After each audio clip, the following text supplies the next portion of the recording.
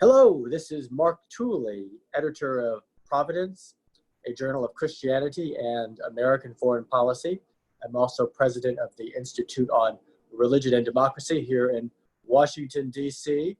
And today I am speaking with Colin Dueck, who is a professor of government at George Mason University in Northern Virginia, and also a visiting scholar with American Enterprise Institute here in Washington. And our topic is going to be a fascinating article he just published with AEI called The New Traditionalist, which focuses on new emerging conservative voices, almost all of whom are religiously influenced, who comprise this new traditionalism. And the authors he covers specifically are Yoram Hazony, Ross Douthat, Deneen, Rod Dreher, and Rusty Reno. And he contrasts them to some extent with a much older conservative voice, George Will. So Colin, thank you so much for writing this article and for joining this conversation. Thanks, Mark. Glad to be here. With limited time, you can't share all the details of what you wrote, but give us a brief overview of who these new traditionalists are and how they differ from an older form of conservatism. Sure. So I guess what I was struck by is the tendency in a number of books over the last few years for cultural conservatives to argue that the problem, in their view, is not only kind of left liberal cultural trends, which they think have undermined American communities, families, and national identity, but also actually a kind of unregulated capitalism and globalization that they think has been at least as much of a problem. So that's the new traditionalism that I identified. These are deeply conservative commentators on cultural issues, but they're not conservative on economic issues, as has been sort of orthodox over the years. They're very different from, say, a George Will, who I think is more of a classical liberal. Will would identify the conservative tradition of the United States as essentially just the classical liberal tradition, which celebrates limited government, rule of law, free markets, individual liberty, and a very limited role for the central government in everyday affairs. So that's a real shift that I've noticed in American conservatism lately, at least at the level of intellectuals who are partway sympathetic to the Trump administration. And these new traditionalists, as you say, are profoundly interested in culture, much more so than a preceding generation arguably had been. And all of these new traditionalists, I would say, would self-identify as seriously religious people. Yeah. Most of them Catholic. Yoram Hazony is Jewish. Rod Dreher would be Eastern Orthodox. I'm struck by the absence of any Protestants in this new group of thinkers. Maybe that reflects on the implosion of serious Protestant thought in America, but perhaps it also represents a rejection in part of the kind of Protestant-influenced capitalism and free market thinking that would have been dominant until relatively recently. Do you think there's anything to that? That's an interesting point, and I actually hadn't even thought of that, but I certainly didn't try to exclude Protestants from the survey, but I think it's been true for a while. If you go back and you look at Buckley's National Review in the 50s, one of the things that was different about it from previous generations of American conservatism was that there was a pretty healthy representation of devout Catholics and Jewish Americans in those pages. So this has been a trend for a while in intellectual conservatism. And as you say, it's very noticeable among these authors. I think their religiosity is important. And I should say the five are each different from one another. I mean, I think Ross, for example, has a much milder or gentler take on some of these trends from some of the others. Somebody like Rod Dreher would really argue that, social conservatives have lost the fight, particularly since 2015 with the Supreme Court's ruling on same-sex marriage, and that they should retreat. I mean, he says this explicitly, that they should retreat into a kind of strictly local communitarian agenda, not to give up on religious liberty nationwide, but really focus on local issues and on kind of reconstituting themselves at the local level. That's very different from somebody like a Rusty Reno or Yoram Hazony, who share that cultural conservatism, but who very much believe that the nation, whether it's Israel, the United States, or European nations, the nation must still be a focus for national, for common solidarity, for citizenship. You can't just give up on the idea of the nation. So there are some interesting differences among the five as well. And among those differences would be attitudes towards America's founding. So Patrick Deneen, for example, if I understand him correctly, would say America's founders were rooted in Lockean liberalism, and that's the problem. That's not the solution.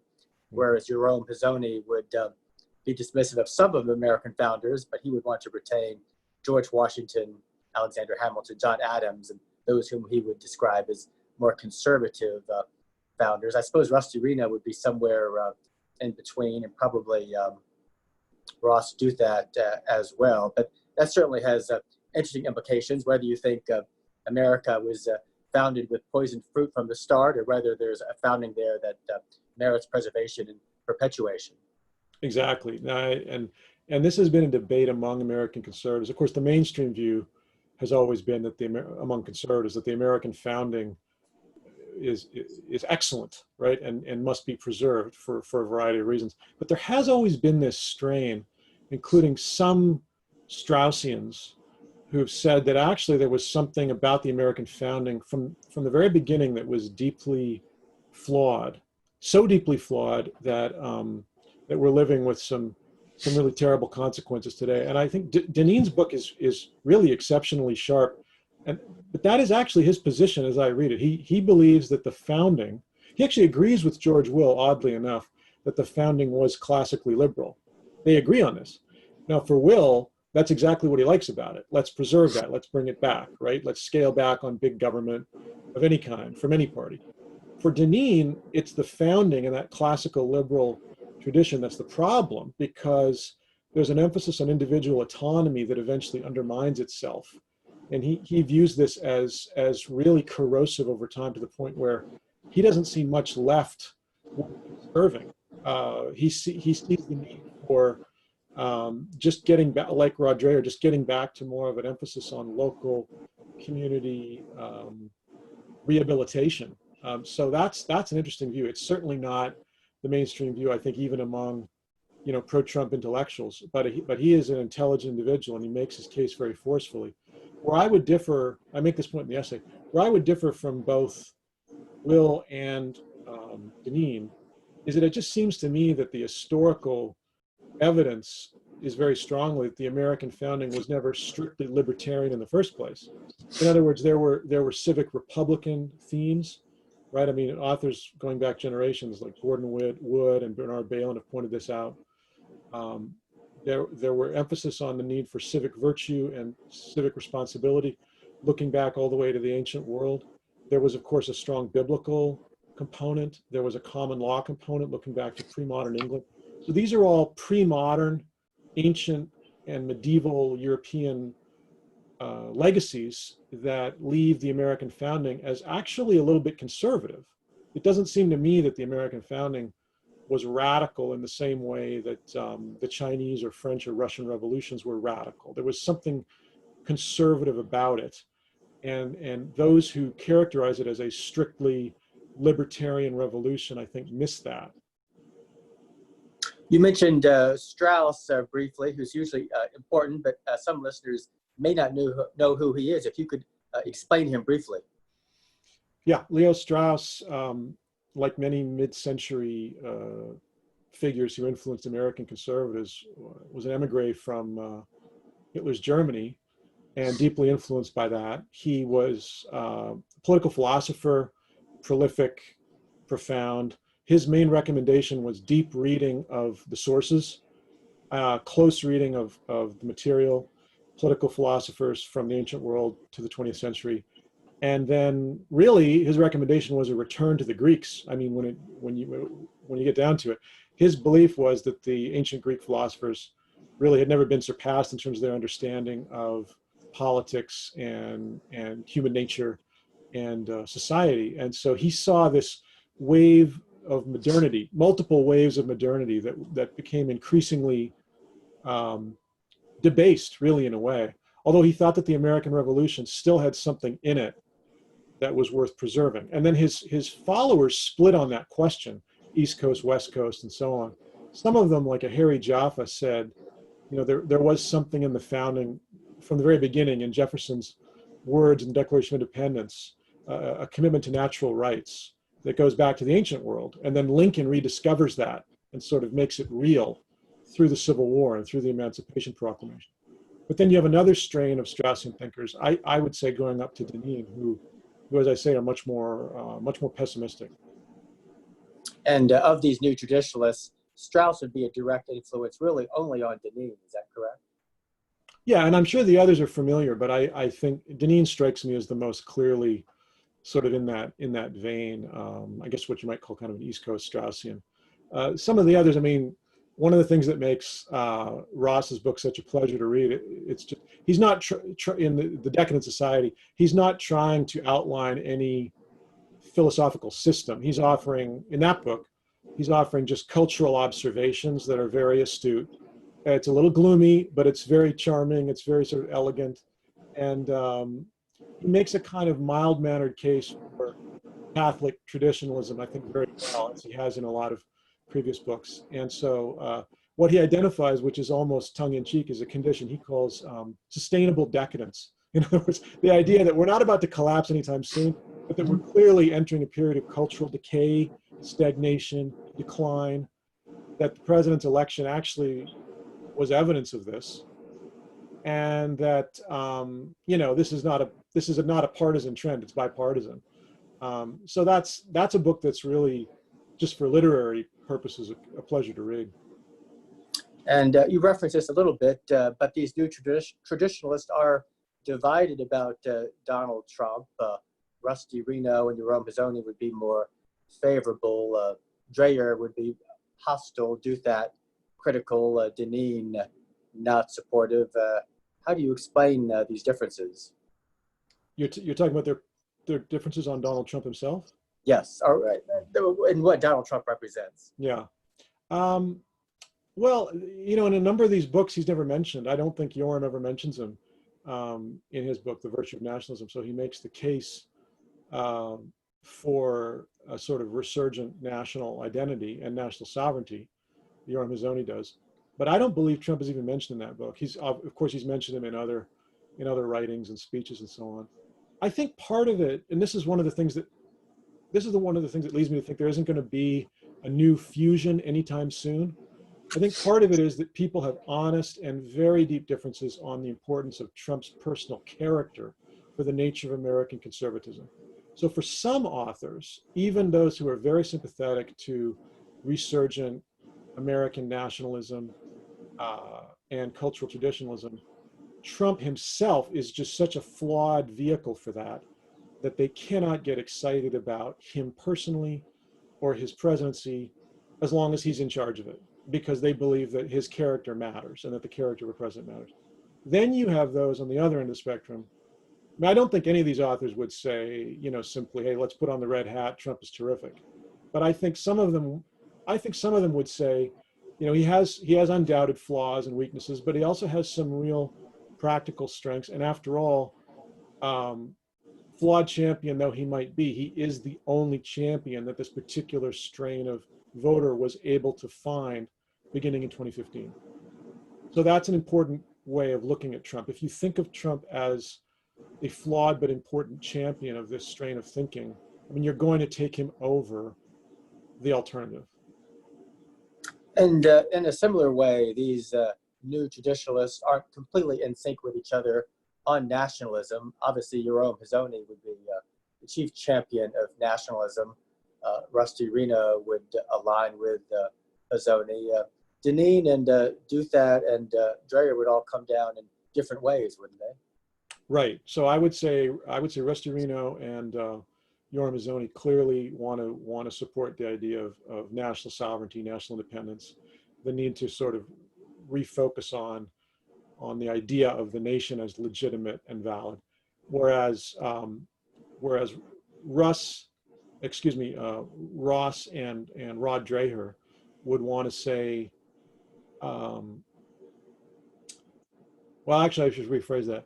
It would be Rod Dreher and Patrick Deneen would want to say, really, the need now is almost to refocus on just strictly local priorities, reviving local community, reviving religiosity at the local level. Um, and that any notion of a national conservatism is almost suspect. I mean, Patrick Deneen is very clear about this. He's actually very skeptical and critical of the idea of American nationalism. He's not a fan. And that would essentially be the case because he's not a fan of America itself as a project and its founding principles. Is that fair to say? I think it's a combination of things. I think there is a kind of patriotism that I see there, but I think that he just thinks that the entire project from the beginning has gone so far in the direction of a kind of libertine looseness and corrosion, moral and social corrosion, that it actually can't be rescued. I mean, it's deeply pessimistic, and so that therefore the way you show your love of country and your love of the community and your love of your faith is to just try to be a good neighbor, really. I mean, almost an Amish style set of priorities that you sort of withdraw or retreat into local religious and communities, civic communities, and rebuild from the ground up. It's almost as if for somebody like Deneen or Rod Dreher, it's almost as if we're already in the Dark Ages. You know, we're already there. That's one of the things that struck me. When I was reading the Benedict option, and I said this again in the article, if you're in the 6th century AD and you're living in Italy and you're a devout Christian, the Benedict option might make the best sense, right? Because there is no other option. Rome has already fallen. But if you're in if you're in Italy in the 4th century AD, admittedly, things are getting ragged around the edges, and there does seem to be some pattern of decay. But Rome is still a going concern, and it may be a going concern for several generations or even centuries. So under those conditions, it seems to me, if you're a devout Christian and a loyal subject, you pray and you fight for Rome. I mean, those are your dual obligations. That is a Christian tradition. So part of the problem seems to be where you think we are in time.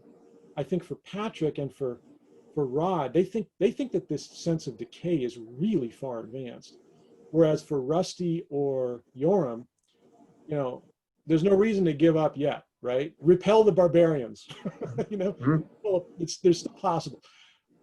But in any case, for all of them, including for Ross, I mean, we're clearly in a kind of almost a late imperial condition. I mean, they all believe that we are in some kind of advanced state of cultural decay.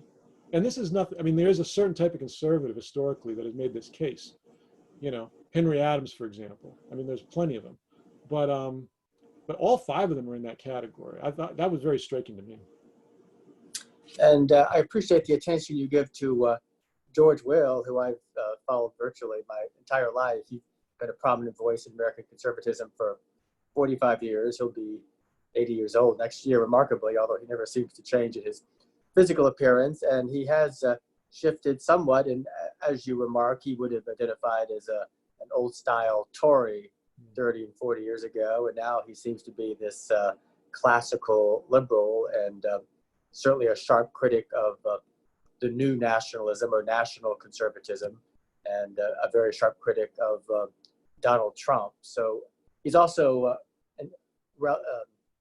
in contrast to the new traditionalist, openly non-religious, although not himself hostile to religion. So an interesting combination of factors that go into who George Will is. And do you think his journey across time represents a dramatic shift, or is there a continuum there?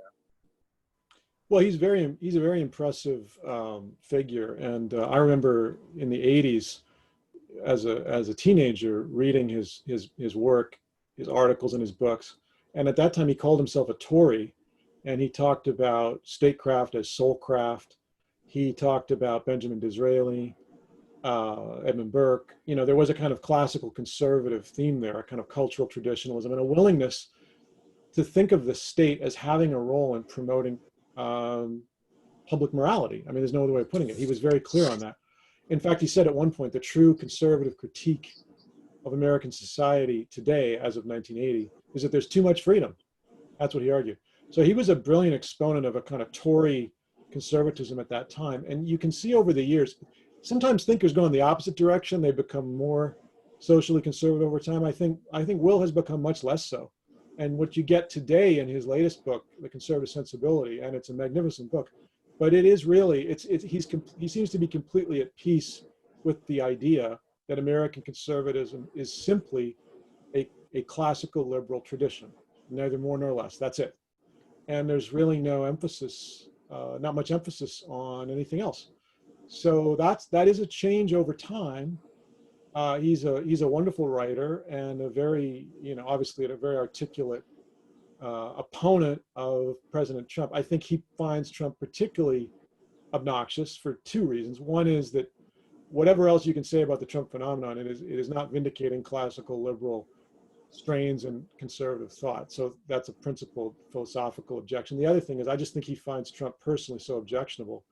Talking again about the importance of character, personality, it's obvious in Will's columns in the Post and other places that he just has no use for Trump whatsoever. So I think for all kinds of reasons, he's become a very, very outspoken critic. And then finally, Colin, you mentioned that of these new traditionalists, Rusty Reno and Yoram Hazony would still be in fighting mode and seem to believe the culture can still be redeemed. The others are more pessimistic. Rod Dreher, perhaps the most pessimistic. Ross Douthat, perhaps happily or complacently pessimistic. Setting them aside and speaking to your own beliefs, are you a cultural optimist, a cultural pessimist? And if so, which one and why? Okay, good. It's a fun question to end on. There are times the last few years where a deep cultural pessimism is very tempting. But I have to say, I think that, if you look, it's almost oddly reassuring to go back in time and realize that cultural pessimism is nothing new. My last book, Age of Iron, was named after an ancient Greek myth by Hesiod, where he suggested that there was a cyclical pattern to history leading to decline as much as progress. And I've noticed in studying American conservatives in the past that every generation or two, you have a wave of conservatives who argue that we've gone into this decline so deep that it's irretrievable. And that actually makes me oddly optimistic, if I can end on this note, which is to say, if we're always declining, or if there have always been people who argue that we're in deep and irretrievable decline, I guess looking over the past 2,500 years, it can't be really that bad. I mean, there are cycles to this sort of thing, put it that way. And there have been cycles in American history as well. So I certainly don't see it in the liberal way, that it's just this inevitable upward progress toward greater liberalism. But I think that it's cyclical, and that there are also moments of regeneration of the American tradition, regeneration of the American founding, regeneration of conservative values properly understood. And I don't see it as impossible that we could have that sort of thing again. So I'm not entirely pessimistic. And as a student, if not a scholar, Reinhold Niebuhr, I assume that informs your thinking, which would mitigate against extreme pessimism, but also extreme optimism. Well, exactly, because as Niebuhr pointed out, human nature as God's creation is more of a constant. I mean, original sin doesn't go up or down over time. There is a, I think Orthodox Christians believe, small O Orthodox Christians believe that there is something sinful in human nature, and there was 100 years ago, and there was 1,000 years ago. So there isn't in time, there isn't in human history, a movement away from or toward greater or lesser original sin, right? The movement that Christians are interested in ultimately is really outside of time. Colin Dueck, professor of government at George Mason University and visiting scholar at American Enterprise Institute. Thank you very much for a stimulating conversation. Thanks, Mark.